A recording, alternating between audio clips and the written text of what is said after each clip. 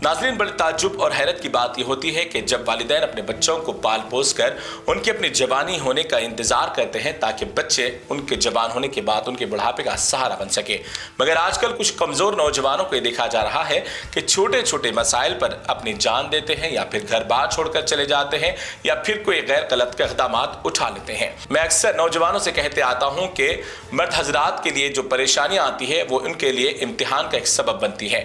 इम्तिहान देना, इम्तिहान के अंदर सब्र करना और इम्तिहान को कामयाब करना मर्द हजरात की असल मर्दानगी की निशानी है। मगर कुछ छोटे छोटे मसाइल, घरेलू लड़ाई झगड़े, मगर कुछ और माली परेशानी या फिर फाइनेंशियली कंडीशन खराब होने की बिना पर अपनी जान दे देना ये मसाइल का हल नहीं है। ये तो खुद आप अपनी जान से जाएंगे, लेकिन इसी के साथ साथ आप अपना जाने का जख्म अपने बूढ़े माँ बाप की आंखों और उनके दिल पर हमेशा के लिए छाप छोड़ जाएंगे। इसी तरीके का एक अफसोसनाक वाकया चंद्रायन गुट्टा फुलबाग के रहने वाले 32 साल शमशुद्दीन नामी एक नौजवान अपने घर में अचानक खुदकुशी करने का इक़दाम उठाते हैं। तब ये मालूम होता है जब उनके अपने घर वाले एक दावत मुकम्मिल करने के बाद जब घर वापस लौटते हैं और अपने बच्चे को लटकता देखकर उनके जिस्म पर रोंगटे खड़े हो जाते हैं और जमीन पैरों से खिसक जाती है और आसमान सर पर टूट गिरता है। यानी उनकी अपनी आंखों के सामने क़यामत सुग़रा का मंजर होता है, क्योंकि अपने नौजवान बेटे को अपने सामने इस तरीके का इक़दाम उठाते हुए देखना ये वालिदैन के लिए बड़ा इबरत का मंजर होता है।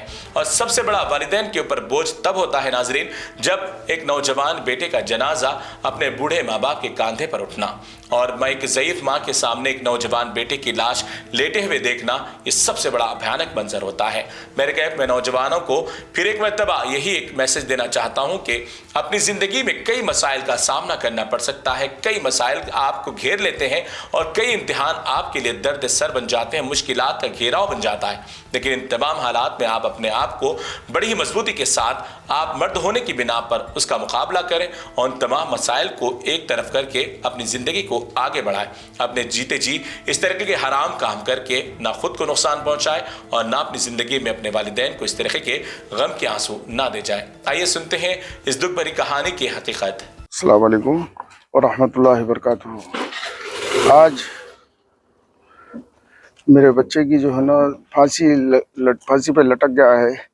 हम लोग जो है ना शादी खाने में वलीमा अटेंड कर रहे थे। तकरीबन 11:30 बजे हम घर से जो है ना रवाना हुए शादी खाने को। उसके बाद में हम 1:10 या 1:15 के दरमियान में हम आने के बाद में हमारा बच्चा जो है ना लटकते हुए नजर आया।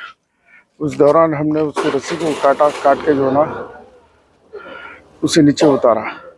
नीचे उतारने के बाद में फिर डॉक्टर को हम यहाँ के लोकल जो एरिया के डॉक्टर रहते हैं उनको जो है ना फराम करें। वो आके देखने के बाद में उन्होंने सब चीज़ों से जो है ना सांस नहीं चल रही बोल के बता दी। वो नाम क्या था साहब? सैयद शमसुद्दीन। शादी हुई थी? शादी हो गई थी 2022 में। कितने बच्चे थे? उनको एक भी बच्चा नहीं हुआ अभी उनको। जी। कितनी उम्र थी इनकी? इनकी जो है ना 32 साल उम्र है। क्या काम करते थे? इन्होंने इलेक्ट्रिशियन है और जो है ना AC टेक्नीशियन है। फांसी लेने की वजह कुछ मालूम है आपको? नहीं, कुछ नहीं है इसके बारे में, हम ला इल्म है इसके बारे में। हम खुद जो है ना वो हो गए, दंग हो गए देख के जो है ना क्या कर दिया मेरा बच्चा। ये मेरा बच्चा बहुत सब्र वाला था, हर वो चीज़ को जो है ना जम कर लेता था वो, मगर किसी के सामने जो है ना बताता नहीं था, बयान नहीं करता था। एरिया कौन सा था? ये चंद्रायन गुट्टा है, नरगी फुलबाग।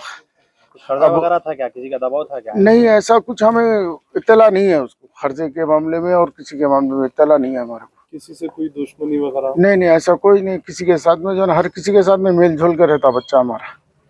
कभी कुछ आपको बताया क्या? कुछ किसी से जान का खतरा है या? नहीं, ऐसा कोई जान का खतरा है बोल के नहीं बताए। हाँ, ये बताए ताकि हम बाहर जाएंगे बोल के बताए, सऊदी या दुबई ऐसा जाने के लिए। पासपोर्ट भी बनाए, वो जाने के लिए बनाए थे, बस उस तक अब जाने की कोशिश कर रहे थे वो जाने के लिए। आपको किसी पे शक है? नहीं, हमें किसी पे शक नहीं है, क्योंकि हम लाइल में ये चीज़ में किसके ऊपर शक करेंगे बताएं।